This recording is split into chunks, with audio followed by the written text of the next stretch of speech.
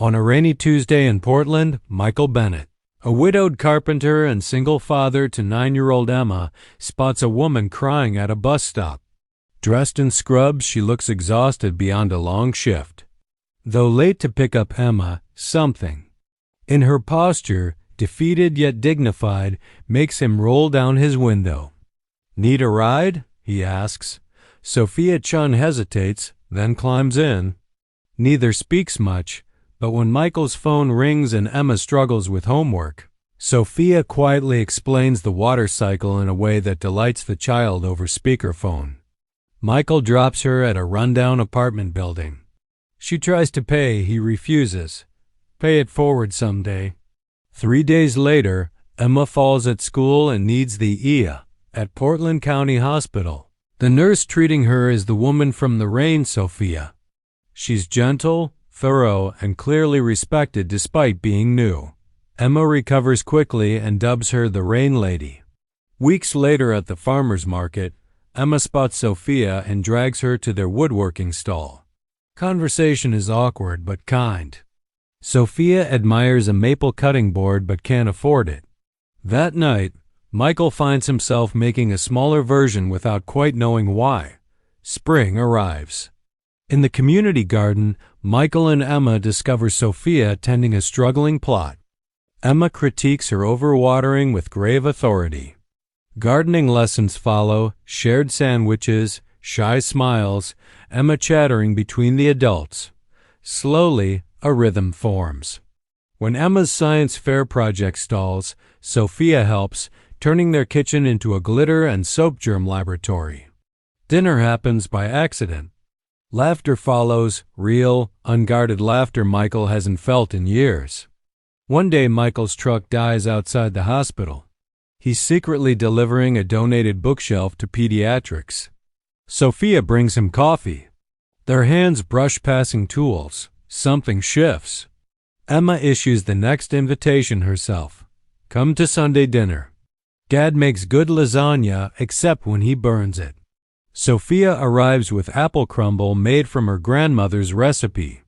Later on the rooftop, identifying constellations for Emma's project, the child falls asleep between them. Michael says quietly, "She trusts you. She doesn't do that easily." Sophia answers, "Children know who really sees them." But doubt creeps in. Michael overhears hospital gossip about the Boston whistleblower and confronts Sophia. Why didn't she tell him she was once a prominent physician, not just a nurse practitioner? That she lost everything, career, home, fiancé after exposing dangerous cost-cutting that harmed children? The argument is raw. Michael's old wound opens. "You'll leave when something better comes along." Everyone does. Sophia's reply is steady but pained. "Not everyone leaves, Michael. Some of us get left."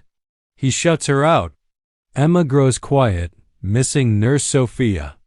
A letter from Sophia remains unopened on his dresser. At the school art show, Emma's featured drawing shows 3 figures in a garden labeled "My Family." Michael's defenses crack.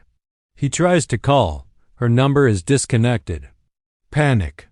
Rising, he tracks her down behind the hospital, loading boxes into her car. She's been offered her old Boston job back. The corrupt administrators were finally removed. Michael assumes the worst. She's leaving them the way Catherine left. Sophia corrects him tiredly. "I turned it down. Portland is where my heart is now." She donated the settlement money, let her phone lapse because rent was due, and was moving to a cheaper apartment, not fleeing. Michael realizes he almost pushed away the best thing to happen to them out of fear. 2 weeks later, Emma spikes a dangerous fever. In a packed EA, Sophia, now consulting as the reinstated pediatric specialist, takes charge, diagnoses possible meningitis, and saves Emma's life with swift expertise. Afterward, in the quiet hospital room at dawn, truths surface. Michael admits he built walls to protect Emma and himself from another abandonment. Sophia admits she almost ran because staying meant risking real attachment after years of loss. Emma wakes, looks between them, and asks sleepily, "Are you two friends again?" Sophia smiles carefully. Sometimes grown-ups forget what matters, but we remember when it counts. 3 days later, Michael and Emma arrive at Sophia's new apartment with a gift, a hand-carved cherrywood medicine cabinet bearing a caduceus and perfectly fitted compartments. Inside, a note, "Healers need healing too." Emma tugs Sophia's sleeve. "Can we have dinner?" "Dad burns spaghetti." Sophia looks at Michael, eyes soft with question and hope. He answers, "Building anything good takes time," and choosing every day to stay. 6 months later, their lives are gently braided together. Sophia's apartment holds Michael's woodwork. His workshop now has a corner for her free weekly clinic. Sunday dinners include neighbors who've become family. Emma thrives, secure in a love that multiplies rather than divides. When Boston Comey's calling again with a prestigious offer, Sophia opens the letter with Michael beside her. Together they decide her gifts are needed more in their little community clinic than in any elite institution. On the anniversary of that rainy Tuesday, they break ground on a combined workshop and clinic. The local paper runs the headline, "Whistleblower.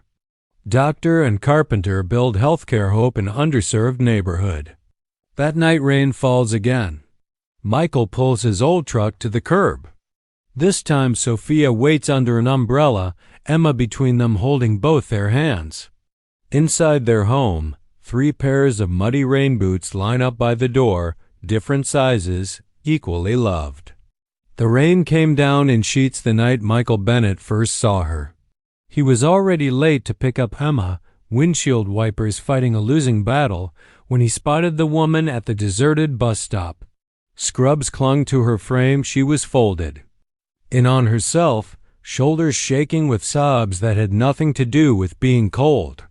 Something in the way she stood, broken but still upright, made him pull his battered pickup to the curb. He rolled the window down an inch. "Need a ride?" She looked up, startled, rain streaking her face. Exhaustion lived in her eyes like an old tenant. After a beat, she nodded and climbed in without a word. Inside the cab, the heater wheezed warm air and the radio played low. Michael gave his name. She didn't offer hers. Silence stretched until his phone rang, Emma, panicking over homework. He fumbled through an explanation of the water cycle that made no sense. The woman leaned toward the phone.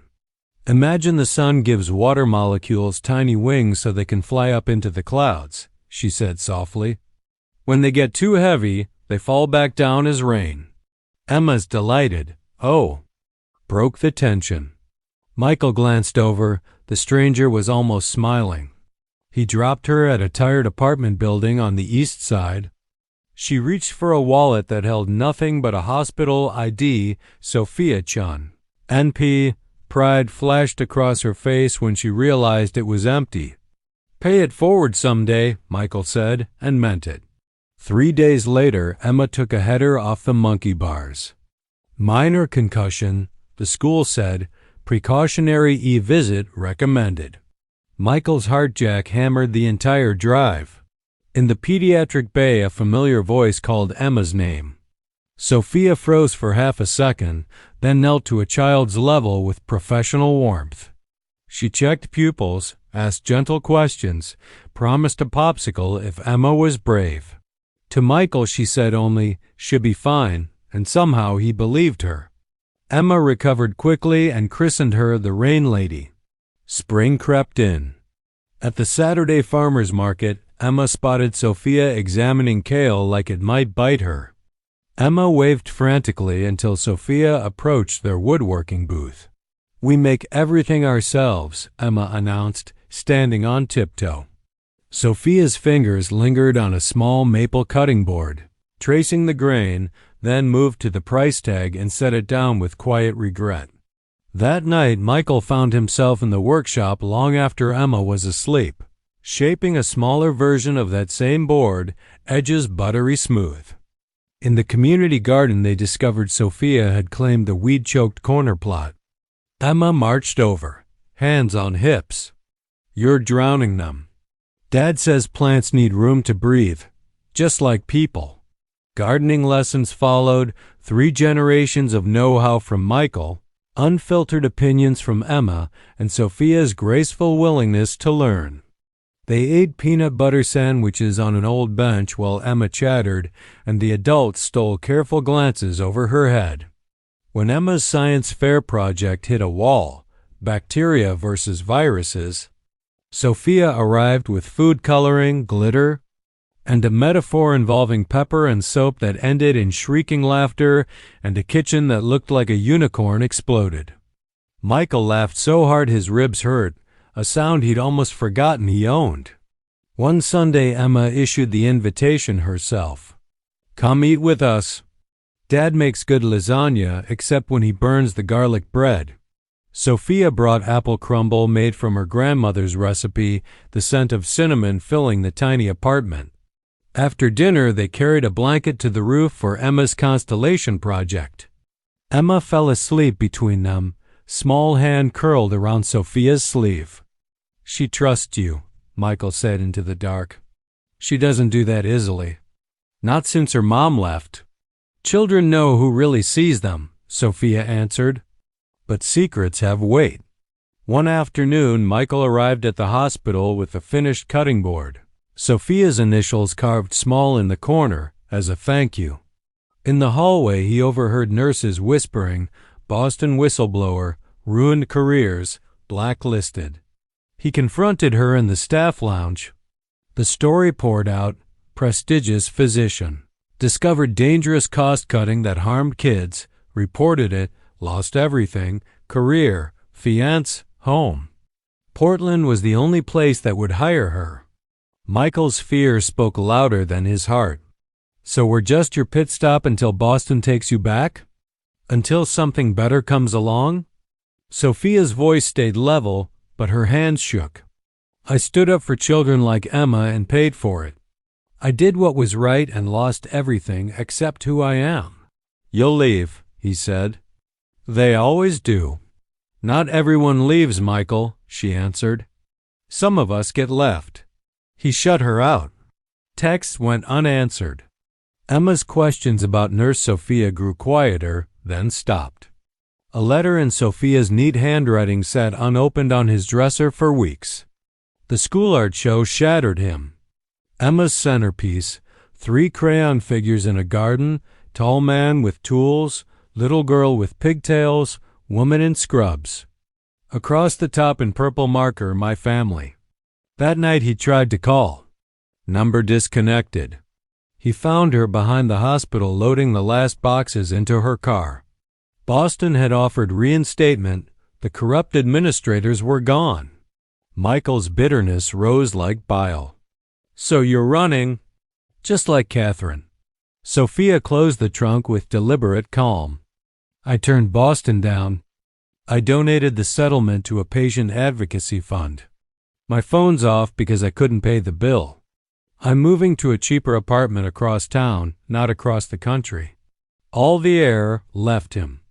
"I was afraid," he said. "Afraid to need someone again."